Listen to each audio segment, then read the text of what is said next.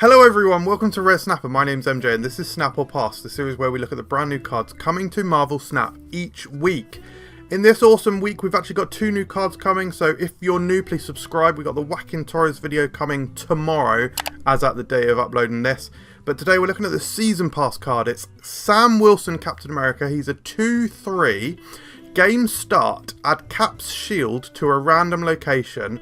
Ongoing, you can move Cap's shield, and Cap's shield is a 1/1. Ongoing, this can't be destroyed. Give your Cap +2 power when this moves to Cap's location. In this video, we're going to be talking about the Season Pass in general and whether you should get it. We're going to look at locations that are favourable with Sam Wilson, bad locations, synergies, counters, and some deck ideas. We'll give star ratings in there as well.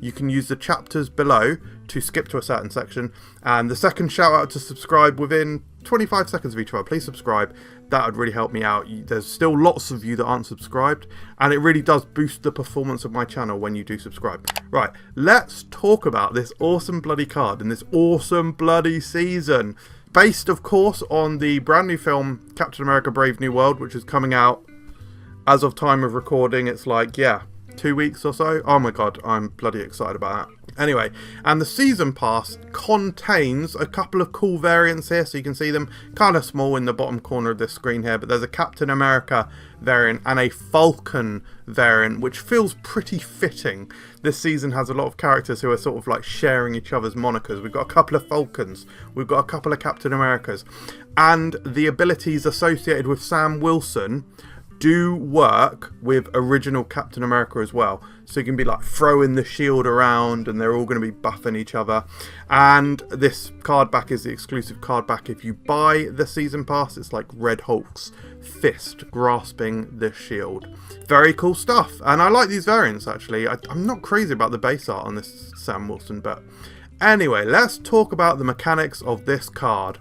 So I think the archetypes that he's going to fit into, I forgot to say this at the start of the video, I filmed this before the OTA and before the developer update video.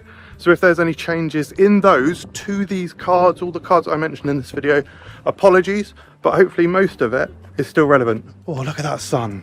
Most importantly, first and foremost, he creates a brand new archetype. I've called it Caps on my labelling system here, but Captain America archetype, whatever you want to call it, I only called it that because it was short, and if I called it Captain America, it was going to be the longest sort of archetype label tag in actual recorded history.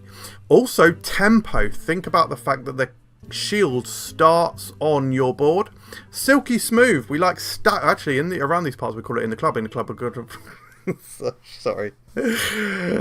Actually, around these parts, we call that type of deck Inda Club. We call it Inda Club because in Club you mingle. Mingle rhymes with Pringle, and Pringle comes in a stack. And that's what you want to do with this type of deck. You want to stack cards in the same location and move them away. And Captain America is wanting you to move cards in and out of a location. So I think that's going to work quite well with the silky smooth style of decks. Ongoing, this is quite a big boost to ongoing decks, because think about the fact that you're basically getting 2 ongoing cards for the price of 1, or even for the price of none. Move, Captain America archetype is essentially almost a combination of move and ongoing anyway. And zoo decks, I think there's a lot of crossover between the types of cards you're going to want to play with Sam Wilson and zoo decks. So, some facts about Sam Wilson and the shield.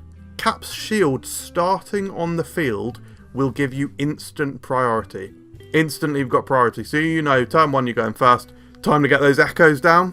What else do you want? I guess I don't actually know what other 1-drops you want as like if you've got priority. But those are words that I'm saying, isn't it? But anyway, instantly it puts you ahead. You play your first card in the other location, you're pretty much guaranteed to still have priority. Absolute madness. Are you pretty much guaranteed?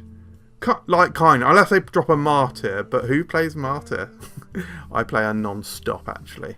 The Captain America shield on its own doesn't do much if you don't draw Sam Wilson or other move activators. It is just like a sitting duck, a sitting shield, if you will, because that's, yeah, no. And we'll come on to locations in a minute, but favourable and unfavourable or bad locations. But there's like some instances where one of them might be better than the other, and it might provide some difficulties. But yeah, if you don't draw Captain America or some sort of move activator, the shield doesn't do that much on its own. It does gain that priority, like we said at the start of the game, and maybe there'll be other opportunities if you think about Spectrum, that type of thing. But at its core, not doing loads on its own. And this card, these cards, they synergize with some cool, different and new archetypes and some really cool crossovers. So, definitive pros about the card. Base stats, it's a completely free, 1 power, priority gaining, undestroyable, auto added card. It's a free card. It's a free piece of power. It's a free sort of core of allowing you to do something or potentially doing something for you. Don't underestimate that. Don't underestimate the fact that this is just something which automatically appears on your board and is just there. It does a lot of stuff. It creates a brand new archetype, which is fun. I think this Captain America archetype seems like it's going to have a huge amount of endorphins to give you because you'll be throwing that shield around between the caps. Like, I don't think there's really any situation where you don't run Sam Wilson Captain America alongside the original Captain America. I think you're always playing both. There's huge shenanigans potential with hot potato vibes of Hercules, Madam Web, etc. So anyway, you can move the shields, especially if you can get either that Madam Web or the Hercules down, and you're pinging that shield like a pong pong.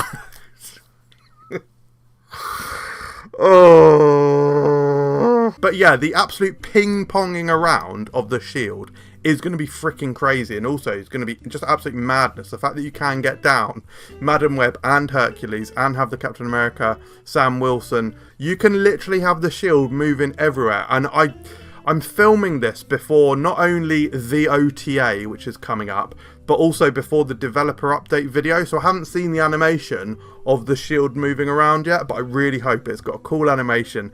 And I hope the sound is like, just like out of the MCU and stuff. That'd be so awesome. And massive pro, this reinvigorates Captain America, the original Captain America card. He himself has had a buff, and he is actually kind of like, he feels a bit better to play, especially with the recent buff from Moonstone. So Captain America already feels better than ever to play, and this is obviously just bringing him into absolute relevancy, where previously he has been somewhat irrelevant. I mean, yeah, sure, you play him when you're first starting out your Marvel Snap journey in decks with like Spectrum, and more recently it's been fun alongside Moonstone, as I said, if you don't have speed. But this is really going to bring him into the forefront. Cons. Clog might be slightly tricky, as you automatically have one less space. Clog can already be difficult enough with so many locations these days adding cards to the field.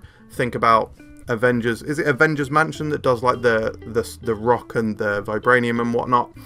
There's Savage Land, there's New York. No, not in New York, Central Park, which is, you know, in New York.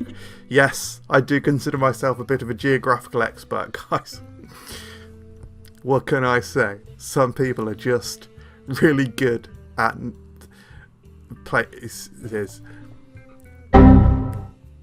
And another con is it's a very specific ability, even though it does cross over with lots of archetypes. Sorry, I'm trying to read this out loud whilst pissing myself. Also, consideration for the future potential of this card. In just a couple of days, we get the new patch, and with it, hopefully, data mining leaks of the upcoming What If season, where presumably Captain Carter is going to be the season pass card. This is me making a wild assumption. I'm just assuming that she's going to be. Is she going to work with this? I know she's not a Captain America, but she does wield a shield, so she might work with it. Could be fun. Let's talk about locations, good and bad, for Sam Wilson. So good locations include Bifrost. Obviously just good. You want to just, it gives you a free auto move and auto buff with the shield. It's also just giving you the opportunity to play Captain America and Sam Wilson, Captain America, at the same location. Panopticon is cool because the shield is literally not starting in your deck. It is a game start card, but not starting in your deck. So that's going to get the automatic +2 there. That's going to feel good, especially as it's undestroyable. Altar of Death. You can stick the shield in there probably pretty easily. Kunlun's going to be awesome. You're going to be able to move the shield multiple times. Hopefully if you get Sam Wilson down early enough, you might be able to get a couple of extra ticks into Kunlun. So that gives you a +4 potentially. Even if it's a +2, we'll take it. And Great Web is going to be nice, disruptive for your opponent, but you have the ability to move things in and out of it. And if the Captain America shield does move back into it, then you get the benefit from it. Bad locations includes Isle of Silence. That's going to shut down not only Captain America Sam Wilson, but also the shield, making it vulnerable to destroy as well. So that's really bad. Fisk Tower, absolutely horrific. You really can't afford to waste the shield getting tagged with a -4, or I should say you usually wouldn't be able to. And Bar with No Name. If you don't draw Sam Wilson and you have no other way to move the shield, and the shield happens to start at Bar with No Name, you automatically lose priority and probably that location. Let's talk about the counters to the card next. There is a couple, so let's talk about the move disruption archetype in general. Obviously I've highlighted both Kingpin and Scream here. Kingpin is a particularly relevant one because he's cheap and your opponent can play down the Kingpin where you've got Captain America or Sam Wilson, which is essentially sort of negating the buff that you're getting, although it is not on the buff that you're getting is on the Captain Americas, whereas the debuff that Kingpin is giving is on the shield. So pretty bad, especially with the Scream. That's going to tank that shield. It's going to be like the Frisbee of Doom, the Frisbee of bad negative afflicted power, so no. Echo, of course, she removes the ongoing abilities of cards. The slight thing with Echo is that actually you've got priority, so you might be able to get your cards down before they can play the Echo, and also they obviously need to predict where you're going to play the Echo, so there's some extra consideration there. Shadow King, as always, bloody little bastard in he, going to reset your buffs, so all of that hard work, especially as Sam Wilson is somewhat of a build around card, you're doing quite a lot to support the archetype, so that's not going to feel good. Red Guardian can shut down Captain America's shield, and remember, Captain America's shield is the element here that does the buffing. It's Sam Wilson that gives the shield the ability to move, but even then, if they're playing Red Guardian, if your opponent is playing Red Guardian, they can choose which thing they want to shut down, which element they want to shut down, so could be difficult. And of course Enchantress, especially if they are well timed enough to catch your shield and your Sam Wilson at the same time, that's going to feel bloody woeful. However, let's talk about happier times with Synergies. Madam Web is sort of a kind of Sam Wilson Captain America herself. So as we said earlier, you're going to be able to do these hot potatoes. Hot potato, had a baked potato, baked potato. You're going to be able to sling this shield back and forth, which I think is going to be one of the more fun things you can do in the game. Craven, massive beneficiary from all of this movements. He's going to feel really good. I mean, he's kind of Captain America Sam Wilson himself, really. He's doing a very similar thing. When cards move to his location, he gains +2 power. So I mean, Craven is sort of the same thing as Sam Wilson. Captain America, obviously, this is probably like one of the biggest synergies in the game. A literal, pretty much partnership duo of cards where they both synergize with the same object, basically. Miles Morales, often going to be costing you only 1. Cool. Marvel Boy. Marvel Boy is very interesting because you can get him down on turn 3, where typically, unless you've played something like Shanna beforehand, or Squirrel Girl, I suppose, because actually if you're playing Shanna first, you're playing Marvel Boy off curve. If you played Squirrel Girl, sure, you have enough cards out to get all of the buff, but otherwise, you're not going to have 3 1-cost cards down. I mean, you might be playing heavy Zoo, but it allows you to play this somewhat pseudo-ish Zoo deck and have the automatic shield being on the field. Wow, the shield's on the field, and get that extra +1 buff nice and early from Marvel Boy. Could be good. And of course, we've spoken pretty extensively. Actually, not that extensively, but we have at least mentioned Spectrum a few times. Let's give you some deck ideas, though. First of all is our budget deck. This is just for newer players, really, who want to get the season pass. And it's a classic ongoing deck, but with a slight skew towards cheaper cards.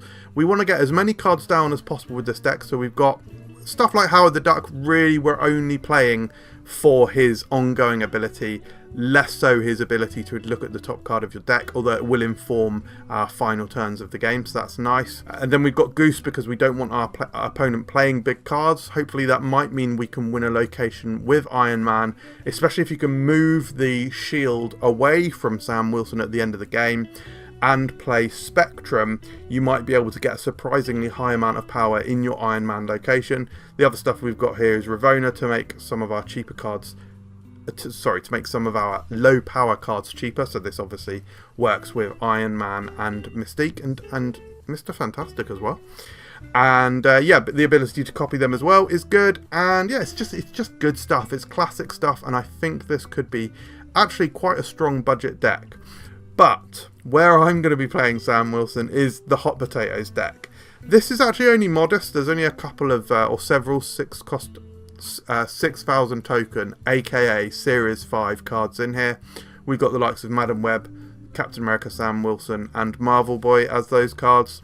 We've also got a couple of more ongoing cards here, so that they synergize with Captain America, the original Captain America, in the form of Ant-Man. Ant-Man also works with Marvel Boy, so we want that in there too. And Madam Web, of course. Then we've got the Move package in here, so Kraven. We've also got Human Torch, Hercules, Vulture, and Heimdall. So we're going to be benefiting not only from moving the shield, but we've got these other cards we can move as well. Because, hey, you're not always going to draw the Captain Americas early enough to benefit from the other move things that you've got going on here. The other little synergy here is Marvel Boy and Human Torch. He can help to boost his power and double it even more. So that's very nice. And then our end game is like Heimdall. We can move everything across. Hopefully have a really juiced up Vulture. The Hercules can even kick something out which might be nice. Very good stuff. A little bit of what's the word, defensive type ability with Echo, but otherwise we're doing our own thing. I just think this is going to be absolutely absurdly fun. I really do think this is going to be mentally fun. But our final deck is called Bouncy Capsule. So this sounds a little bit like Bouncy Castle. I know that most of my audience is American. Do you have bouncy castles in America? If you don't, you won't have a clue what I'm talking about. So please do let me know in the comments below if you have bouncy castles over there. And if you don't, I will explain what they are on the next episode. Not the next episode, actually, because that's Whacking Taurus and that's coming out too soon. The one after that. Anyway, Bouncy Castle, it's a bounce deck, right? And it's also using Whacking Taurus, the same card that's out, the card that is out the same week as Sam Wilson. So basically, we're going to be bouncing cards using Falcon and Toxin. That could be some cheaper cards that we got, like Silver Sable, Hawkeye, America Chavez, Iceman. All cards that you really want to duplicate the effects of via Whacking Taurus. We can copy lots of good targets with this deck. We might have got an America Chavez down on like a Hawkeye. That's worth copying. Or maybe we want to copy the shield. Yeah, you can actually Toxin out the shield in order to play the shield and then Frigger it if you want to. And that might not be the best thing to do, but it is certainly something that you can do. An interesting thing to say here is that this deck obviously gives you the ability to duplicate your Captain America Sam Wilson. However, I would presume that that doesn't mean you can move the shield twice in a turn. For example, if you play Madam Web and Moonstone at the same location, and then you drag a card out of that location, you will see a web attached to both Madam Web and Moonstone, meaning you're using both of their ability at the same time. Not only that, but we currently can't chain moves in the same transaction. You can't move a card twice without doing something else in between. So you can move stuff with doing stuff in between. For example, Iron Fist into Human Torch into Ghost Rider. You can play all of that on the same turn, but you're doing their individual things, aren't they? So just worth mentioning. And yeah, otherwise the rest of this deck is just, yeah, bouncy, movie, nice, fun. I thought it might be fun. I thought it might be fun to have multiple shields running around. In actuality, I think this will probably just be a meme deck and just total garbage, fecal dog shit matter. So yeah. Third time I'm mentioning it, guys. Please subscribe to the channel. I won't hark on about this point, but basically, Hartley Harold Angel Sing, and yeah, we'll talk about star ratings now. Overall, I think Captain America Sam Wilson is a 4-star card. He seems very strong to me. yes, he's very specific, but think about everything that you're getting here. Just at a core level, you're getting a free, no cost whatsoever, 1 power card. So that's just good. Gain priority, you may well want priority, cool. That's one thing that he does. If you play down the Captain America, boom, you've got a 2-4. You've paid 2 energy, you've got 4 power. That's just like good. It's above average, base level good. But also you have the ability to then move that shield at least once or whatever. And then you've got a 2-6. So now we're really getting good. And that's without you synergizing. That's without you doing anything. So at its base level, it's just good. Consider something like Spectrum. Even if you just Spectrum and you don't even ever draw Captain America Sam Wilson, it's an extra 3 power that you're getting for free. So just good. From a fun perspective, it certainly seems like one of the more fun guns. Certainly, that was just ridiculous. Certainly seems like one of the most fun cards they've released in a while. As I said earlier, I think it's going to release loads of Endorphins when you play this. So I've given it 4.5. Within the archetype, it's definitely 6 stars because it creates a brand new archetype. Even if this didn't create a brand new archetype and didn't have the synergy with the other Captain America, I would still give it like a pretty high score because I think this is a massive addition to the ongoing deck with that extra value that you're generating. And from a competitive standpoint, I think maybe 3.5. The ongoing deck isn't exactly super meta. Have I seen her? No, I've never met her. Just cringe. And like I said, whilst I think it would be fun, and overall I think it's a really good card, I'm not sure if it will be the most competitive. It's very specific. I guess it remains to be seen. However, overall, I do think that Captain America Sam Wilson is a snap. Generally speaking, I always say that the Season Pass cards are a snap because of the value that you get. For your £10, $10, whatever it is, you do get quite a lot of in-game fun and content for that amount of money.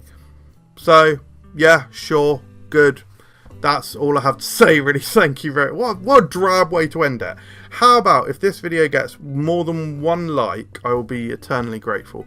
Thank you very much for watching, everyone. Hope you enjoyed this video, and I'll see you in the next one. Cheers.